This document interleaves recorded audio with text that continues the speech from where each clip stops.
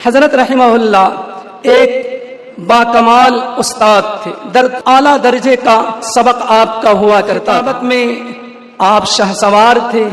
جب آپ کی تقریر ہوتی محسوس یہ ہوتا کہ اردو کے الفاظ آپ کے سامنے ہاتھ باندھے غلامانہ انداز میں کھڑے ہیں، اور حضرت اس میں سے جس لفظ کو چاہتے ہیں اس کا انتخاب کر کے سامعین کے سامنے پیش کرتے۔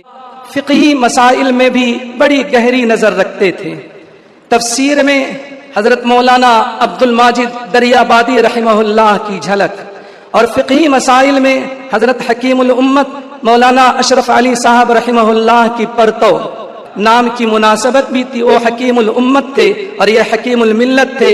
روحانی مناسبت بھی اور خانقاہی تعلق علماء یا سیاست سے تعلق رکھنے والے قائدین جب وہ مدرسہ آتے تو حضرت کے دفتر کا دروازہ کھولنے سے پہلے 2 مرتبہ سوچتے تھے کہ اندر جاؤں تو کیسے جاؤں۔ یہ عشق رسول کی عظمت ہے، اس کا روب ہے۔ الحمدللہ رب العالمین والصلاة والسلام على سید المرسلین محمد وعلى آلہ وصحبہ واتباعہ اجمعین، اما بعد فقد قال اللہ تبارک وتعالی فی محکم تنزیلہ اعوذ باللہ من الشیطان الرجیم بسم اللہ الرحمن الرحیم لقد كان في قصصهم عبرة لأولي الألباب وقال الله تعالى في موضع آخر فاقصص القصص لعلهم يتفكرون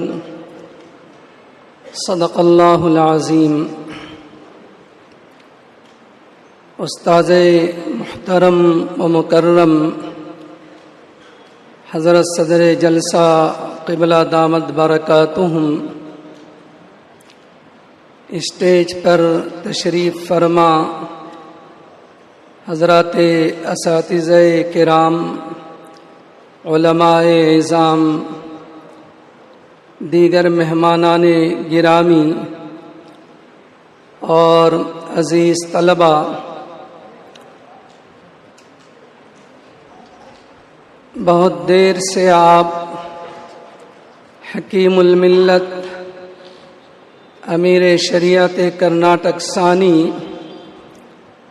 فخر الاماثل زبدۃ الافاضل عالم نبیل فاضل جلیل، ہم سب کے محسن اور مربی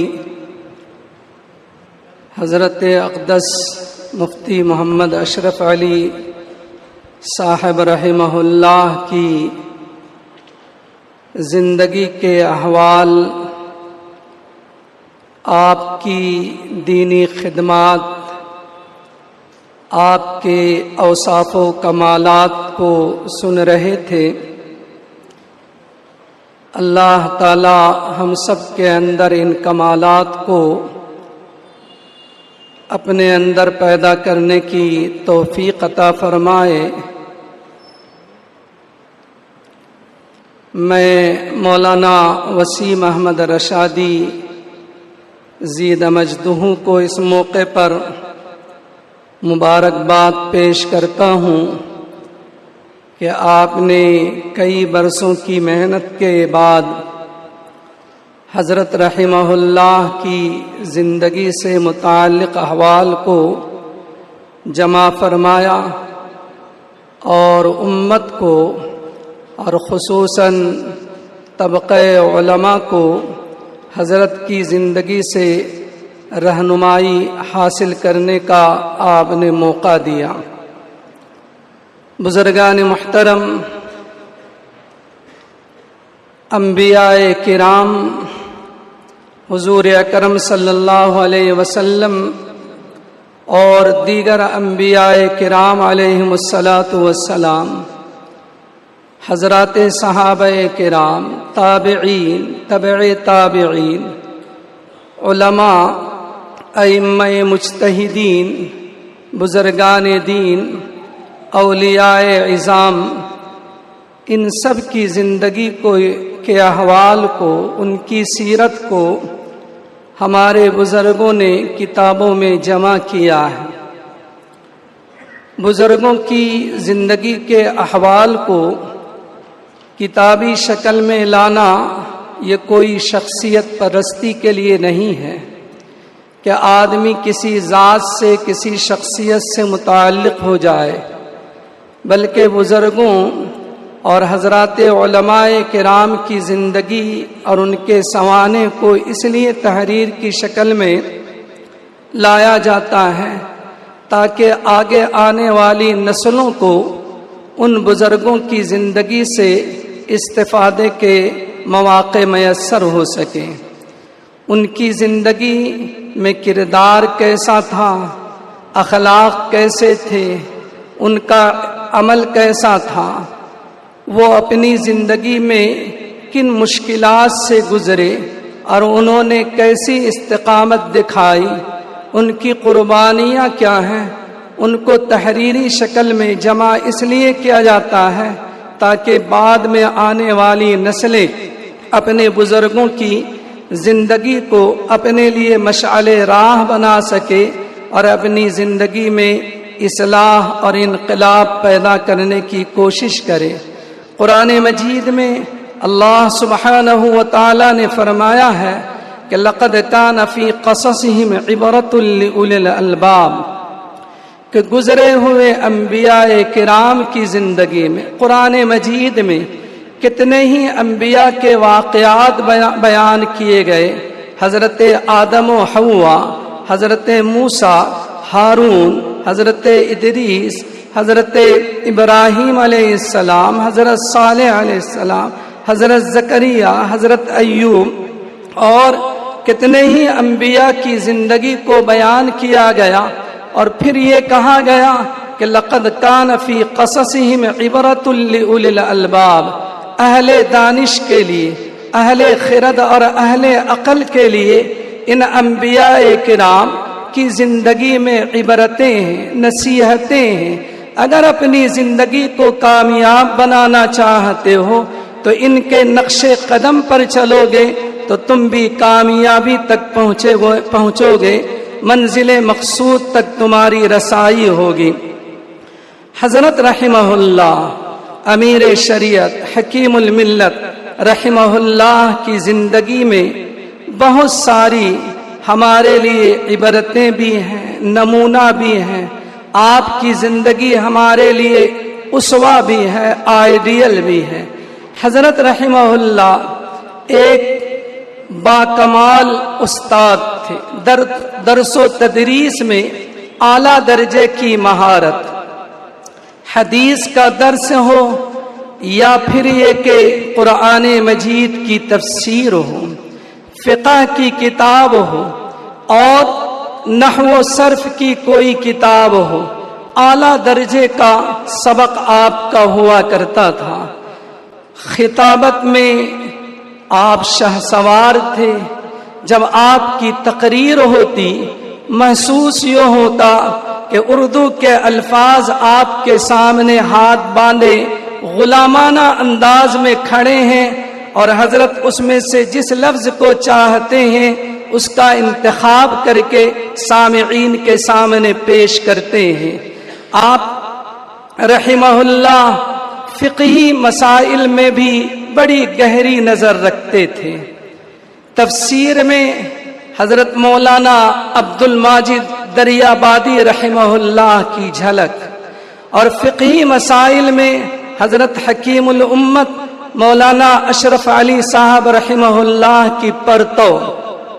آپ نے بارہا ہم نے سنا آپ سے کہ عزیزم، جب کسی بات میں اطمینان نہیں ہوتا ہے اور پھر میں دیکھتا ہوں حکیم الامت حضرت تھانوی رحمت اللہ علیہ کا قول تو مجھے اطمینان ہو جاتا ہے۔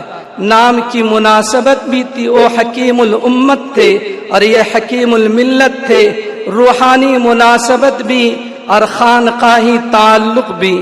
تو حضرت فرمایا کرتے تھے کہ مجھے اطمینان ہو جاتا ہے۔ نثر میں آپ لکھنے پر آتے تو قلم رکتا نہیں تھا، اور آپ اگر شاعرانہ انداز میں اگر شاعری کرنا چاہتے تو پھر حضور اکرم صلی اللہ علیہ وسلم کے عشق و محبت میں ڈوب کر کے اشعار لکھا کرتے تھے۔ آپ کا قلب اور آپ کا دل عشق رسول سے سرشار تھا، اور اسی عشق رسول اور محبت کی وجہ سے آپ کے اندر ایک خاص روب تھا۔ میں نے دیکھا ہمارے رفقا بھی، قدیم فارغین بھی جانتے کہ بڑے بڑے علماء یا سیاست سے تعلق رکھنے والے قائدین جب وہ مدرسہ آتے تو حضرت کے دفتر کا دروازہ کھولنے سے پہلے 2 مرتبہ سوچتے تھے کہ اندر جاؤں تو کیسے جاؤں۔ یہ عشق رسول کی عظمت ہے، اس کا روب ہے۔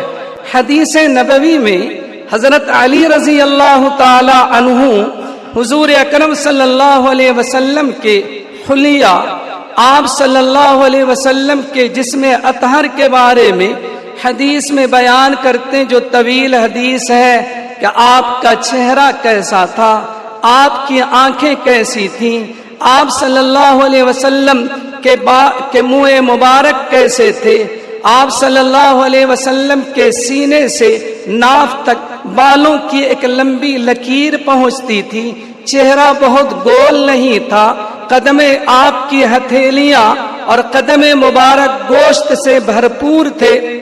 سب بیان کرتے کرتے حضرت علی نبی کریم صلی اللہ علیہ وسلم کے اوصاف کو بیان کرتے ہوئے فرماتے ہیں، کان رسول اللہ اجود الناسی، کان اجود الناسی، حضور صلی اللہ علیہ وسلم لوگوں میں اجود الناس صدرن، آپ صلی اللہ علیہ وسلم دل کے اعتبار سے بہت زیادہ سخی تھے۔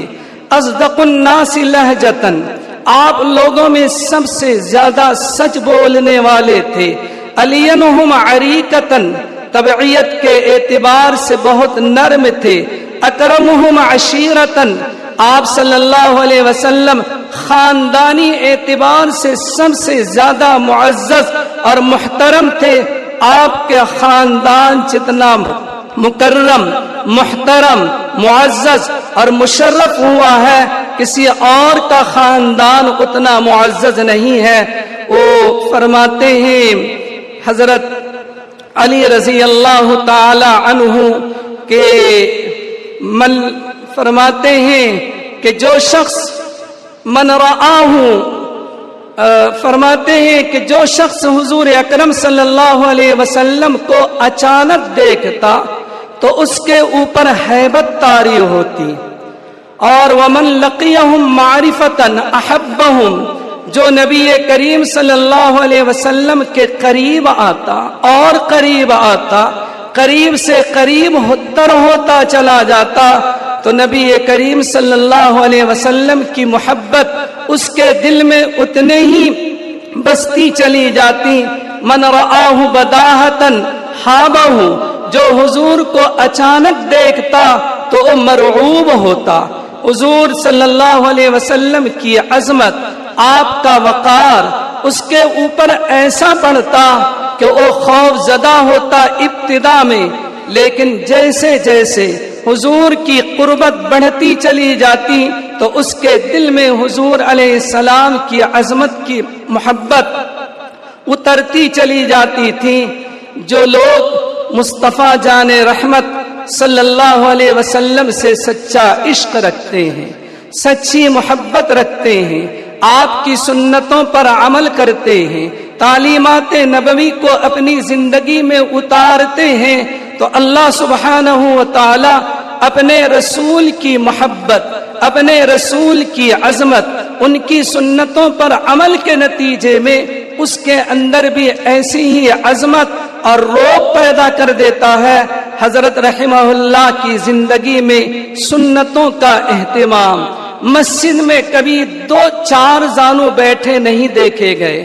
تقریباً 35-40 سال کا عرصہ دارالعلوم سبیل الرشاد میں حضرت کے قدموں کے تحت رہ کر کے گزارنے کا موقع ملا، لیکن مجلس لمبی ہو یا مختصر ہو، حضرت نماز کے لیے بہت پہلے آ جائیں، بہت دیر تک بیٹھے رہیں، لیکن مسجد میں کبھی 4 زانو بیٹھتے نہیں تھے۔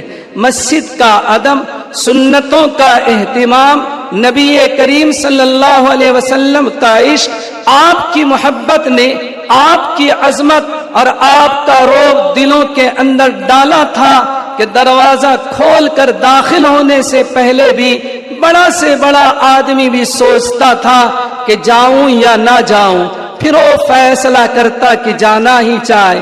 اور پھر جب پہلی ملاقات ہوتی اور یہ سلسلہ بڑھتا چلا جاتا تو لوگوں کو احساس ہوتا کہ حضرت مجھے سب سے زیادہ چاہتے، مجھے بہت زیادہ چاہتے ہیں۔ یہ نبی پاک علیہ السلام سے کہ محبت سے اپنے قلب کو سرشار کرنے کا نتیجہ تھا۔ حضرت رحمہ اللہ کے اندر وسعت فکری بھی، سینے میں درد رکھنے والا دل بھی، امت کی پریشانیوں پر غم کھانے والا قلب رکھتے تھے۔ حضرت رحمہ اللہ کی خوبیاں، کمالات بہت ہیں۔ آپ سے گزارش ہے کہ آپ بھی اس کتاب کو حاصل کیجیے، کتاب پڑھ کر کے حضرت کے کمالات، آپ کے اوصاف کو اپنے اندر اتارنے کی کوشش کیجیے۔ اللہ سبحانہ و تعالی ہم سب کو ان باتوں پر عمل کی توفیق عطا فرمائے۔ ہم سب کی جانب سے حضرت رحمہ اللہ کو جزائے خیر نصیب فرمائے۔ وآخر دعوانا ان الحمد للہ۔